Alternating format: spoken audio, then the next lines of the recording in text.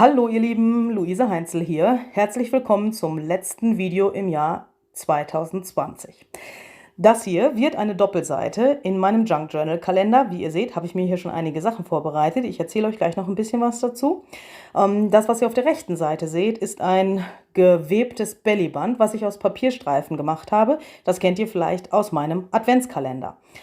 Ja, und aus diesem hier möchte ich jetzt gerne eine Doppelseite gestalten, die das alte Jahr verabschiedet und sozusagen das neue Jahr begrüßt, wenn man das so sagen kann.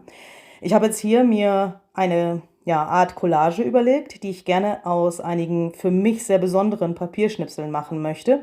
Und zwar sind das alles so Aufkleber und Zettel von einem Happy Mail Paket, das ich aus Amerika bekommen habe. Von einer, wie soll ich sagen, Facebook-Freundin, die ich schon sehr, sehr lange kenne. Und ich möchte gerne jetzt diese Zettelchen hier benutzen, um einen Hintergrund zu gestalten für meine Seite.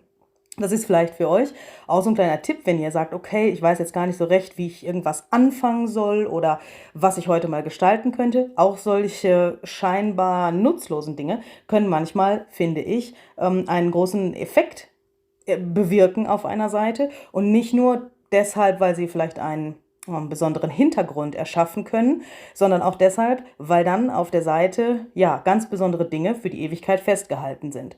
Auch wenn jetzt diese Schnipsel hier zerkleinert werden und man nicht mehr die kompletten Dinge dort drauf lesen kann oder nicht mehr sieht, was ursprünglich mal war, so ist es aber trotzdem eine ganz persönliche Sache, die man in einem Journal festhalten kann. Ich habe jetzt hier zum Beispiel das so gemacht, dass ich mir dieses Element, was mein Fokuspunkt später werden soll, also diese 3 Kinder auf dem Schlitten, das habe ich mir immer wieder da drauf gelegt, um zu sehen, wie ich die Schnipsel im Hintergrund befestigen möchte. Denn ganz unten zum Beispiel ist die Unterschrift von der Person jetzt aufgetaucht, von der ich das Paket bekommen habe. Und ich fand diese Handschrift einfach so schön und ich möchte auch gerne diesen Namen dort festhalten, sodass ich mich auch in ein paar Jahren noch daran erinnern kann. Und deswegen lege ich jetzt immer wieder dieses ausgeschnittene Bild von diesen Kindern da drauf, dass ich sehe, wo ich die Schnipsel hinklebe und dass ich mir jetzt nicht irgendwelche wichtigen oder besonders interessanten Schnipsel hinter dieses Motiv bringe. Das wäre ja unlogisch, ne? Also ja, ihr versteht mich schon. Diesen blauen Schnipsel da, den habe ich jetzt versucht, ein bisschen so in Stücke zu zerreißen und den so etwas gleichmäßig auf der Seite zu verteilen. Und dieses Priority Mail Schildchen, das war schon auf dem Karton zerrissen, sodass mir das jetzt relativ leicht gefallen ist, ein Stück davon oben hinzukleben und eins unten, sodass es auch nochmal wie so einen kleinen Rahmen oder sowas bildet. Und ja, da habe ich einfach die Seite mit den restlichen Schnipseln so ausgefüllt und wie gesagt, versucht eben diese Dinge, die sie da drauf geschrieben hat, als sie es verschickt hat, besonders, wie soll ich sagen, in den Blick zu stellen und nicht hinter diesem Motiv mit den Kindern verschwinden zu lassen. Etwas sei hier noch gesagt, wenn ihr das macht und ihr klebt das jetzt so wie ich hier mit Mattmedium fest, dann sucht euch bitte irgendwie einen Platz, wo ihr das trocknen lassen könnt, ohne dass da Hitze dran kommt. Also das klingt jetzt vielleicht ein bisschen komisch, ne? Also wenn ihr das aufgeklebt habt, dann föhnt das auf gar keinen Fall, weil wenn ihr dort auch Dinge dabei habt, die auf Thermopapier gedruckt sind, dann verschwindet euch die Schrift. Das war jetzt hier bei mir nicht so ganz ersichtlich, aber unten dieser kleine Schnipsel mit diesem Strichcode, der ist definitiv auf Thermopapier gedruckt und wenn ihr das föhnt, dann verschwindet das Schwarze und dann habt ihr später weiße Zettel. Das ist mir schon mal passiert und deswegen bitte einfach Luft trocknen lassen und wenn ihr Mattmedium genommen habt, so wie ich, bitte sehr gut trocknen lassen. Die Wellen in der Seite, die ihr da bekommen werdet, ziehen sich später wieder zurück. Also das ist jetzt hier ganz normales kaffeegefärbtes Papier und da hat sich das später einfach wieder so zurückgebildet. Ein paar Wellen sind noch geblieben. Die sind mir jetzt aber hier eigentlich ganz recht. Denn ich möchte jetzt versuchen, das noch ein bisschen zu kolorieren. Ich habe mir eingebildet, dass ich Distress Oxide nehmen könnte, sie auf eine Klarsichtfolie streichen, mit Wasser vermischen und dann das anmalen. Hat aber, wie ihr seht, nicht besonders gut funktioniert, denn das ist alles sehr, sehr hell geworden. Man konnte das fast überhaupt nicht sehen. Irgendwann bin ich dann so ein bisschen ausgerastet und habe mir gedacht, okay, drück mal die Klarsichtfolie einfach auf dieses Papier drauf. Und wie ihr seht, kriege ich jetzt viel mehr von dieser Tinte auch auf dieses Papier drauf. Ich habe jetzt hier verschiedene Farben gemischt Ich bin mit der hellsten Farbe oder so ziemlich der hellsten Farbe angefangen und bin dann immer dunkler geworden. Das könnt ihr natürlich machen, wie ihr wollt. Umgekehrt würde das auch funktionieren. Und ja, dann habt ihr quasi hier diesen abgeranzten Effekt, was dann sehr interessant auch aussieht, wenn es komplett getrocknet ist. Das kann man in so einem Video immer sehr, sehr schlecht zeigen, weil einfach diese Details in dem Videobild nicht so gut zu sehen sind. Das sieht man eher mit dem bloßen Auge, wie diese Distress Oxide Tinte trocknet. Ich bin jetzt dann mit einem schwarzen wasserlöslichen Stift, das hier ist der Stabilo All Pen, um diese Schnipsel drumherum gegangen. Also dort, wo die Risse von den Schnipseln sind, habe ich diesen Stift einfach ja, genommen und da so rumgemalt. Ne? Das seht ihr ja eh hier. Und dann habe ich das mit einem Pinsel und etwas Wasser so ein bisschen, wie sagt man da, verblendet, sodass der Eindruck entsteht, als wenn manche dieser Schnipsel so ein bisschen dreidimensional aus dem Papier herauskommen würden. Dieses Papier von diesem Zollzettel, also besonders von dem Zollzettel, das war jetzt sehr, sehr dünn. Und dann ist es natürlich so, dass diese Schichten von den Papieren nicht so besonders herauskommen, wenn ihr die einfach nur aufklebt. Und wenn ihr dann diese Tinte drüber gebt, diese Grüntöne oder welche Töne auch immer, ist ja wurscht, aber dann kommt es nicht so raus. Also die bleiben sehr, sehr flach. Und da ist es ein ganz guter Trick, wenn man diese dreidimensionale Optik haben möchte, dass man sich dann diesen wasserlöslichen Stift nimmt und da einfach so ein bisschen herumpinselt. Das hier ist jetzt wie so ein Buntstift, der wasserlöslich ist. Ihr könntet dafür theoretisch auch einen Fineliner benutzen, der wasserlöslich ist. Dazu würde ich euch allerdings raten, das vorher auszuprobieren, in welcher Farbe der verläuft. Also was meine ich damit? Wenn ihr einen schwarzen Fineliner nehmt und ihr tut da Wasser drauf, dann kann es manchmal sein, der wird grünlich, der wird lila, bläulich und das würde ich halt vorher ausprobieren. Falls das euch dann nicht zu dieser Farbe passt, die ihr im Hintergrund habt, wäre das halt blöd, ne? Also wenn ihr das erst merkt, wenn ihr das auf dem Papier habt, wäre das ein bisschen ärgerlich. Aber in den meisten Fällen sieht das auch mit einem Fineliner, den man dann so verlaufen lässt, eigentlich ganz cool aus. Ja, als nächstes habe ich dann dieses Vintage-Bild hier aufgeklebt. Das hier hatte ich noch übrig. Das ist auch aus einem Artikel, den ich in meinem Etsy-Shop habe. Da habe ich mehrere so kleine Kinder und andere Leute, die man sich ausdrucken und ausschneiden kann. Und das hier hatte ich noch übrig. Das habe ich jetzt auf relativ dickes Papier gedruckt und einfach drumherum geschnitten und das dann auch mit Matt Medium hier aufgeklebt. Auf der anderen Seite, wo dieses Bellyband jetzt ist, habe ich mir gedacht, okay, sei nicht blöd, mach das mit der Folie gleich so. Und wie ihr seht, bin ich da ziemlich wild so rübergerubbelt, um diese Distress Oxides zu verteilen sozusagen.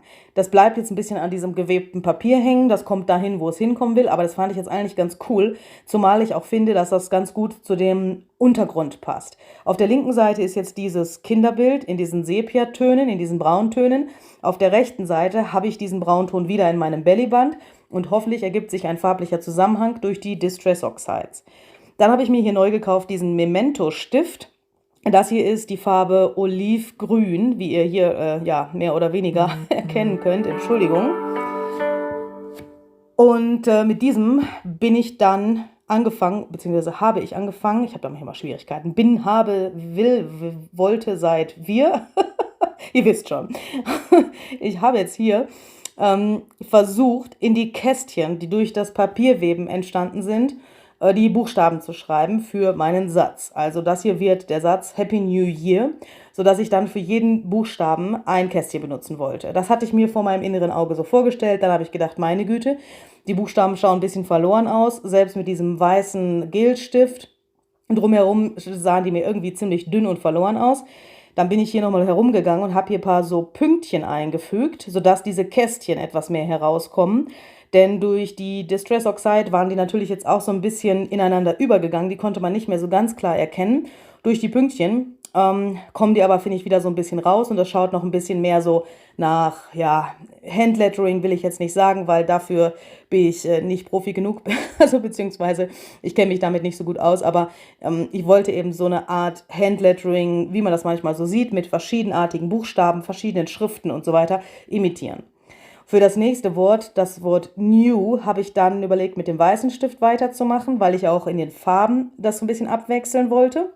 Und habe jetzt hier versucht, so eine bisschen geschwungene Schreibschrift zu imitieren.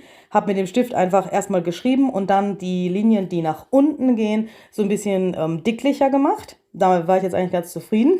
Aber dann kam das Problem, deswegen seht ihr mich mit dem Stift da so herumfuchteln, dass das nächste Wort sich nicht ausgegangen wäre, wenn ich einen Buchstaben in jedes Kästchen geschrieben hätte. Denn das Wort Year, J-E-A-R, hat ja, J sage ich schon, Entschuldigung, Y-E-A-R hat ja 4 Buchstaben und da sind aber 5 Kästchen. Und wenn ich jetzt links angefangen wäre, hätte ich entweder rechts so ein mickriges Ausrufezeichen machen müssen oder irgendwas anderes und das wollte mir nicht gefallen, dass das dann nicht mittig ist. Also ich wollte das wirklich mittig alles ausrichten.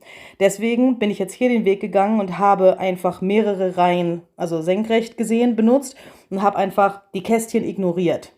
Ja, und da habe ich jetzt auch wieder diesen olivgrünen Memento-Stift gemixt mit diesem weißen, sodass ich wieder den Zusammenhang erschaffen kann zu diesem Happy-Wort ganz oben. Ja, hoffentlich macht das Sinn.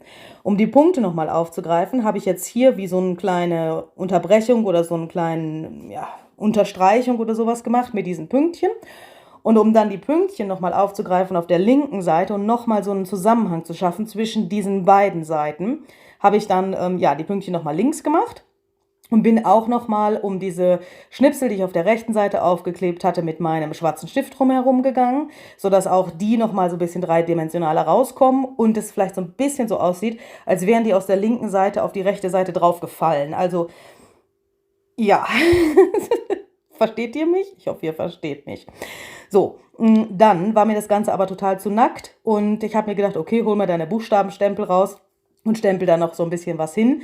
Ich mag das immer ganz gerne leiden, wenn da so kleine Sprüche oder irgendwelche so kleinen Sätze und einfach so kleine gestempelte Wörter oder Zahlen sind. Deswegen habe ich mich jetzt entschlossen, zum einen Bye Bye 2020, also auf Wiedersehen 2020 zu schreiben und auf der anderen Seite Hello 2021, also Hallo 2021.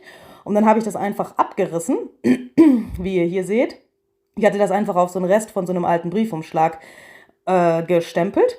Und dann habe ich das jetzt hier da unten so ausgerichtet, dass das eben auch auf der rechten Seite mittig ist und genau unter dem Year eben mittig sitzt. Und auf der rechten Seite habe ich mich hier für diese Treppenoptik entschieden und habe einfach dann diese Schnipsel auseinandergerissen und da aufgeklebt. Da bin ich jetzt auch mit dem Mattmedium nochmal über den Schnipsel gegangen. Das sorgt dafür, dass das einerseits versiegelt ist und das wirklich richtig gut klebt, dass die Oberfläche dann hinterher gleichmäßig diesen Versiegelungseffekt sozusagen bekommt. Und auf der linken Seite hat mir das auch nochmal ein bisschen von der Distress Oxide mit aufgehoben und auf diesen Schnipsel draufgebracht, sodass der nicht so ganz heraussteht.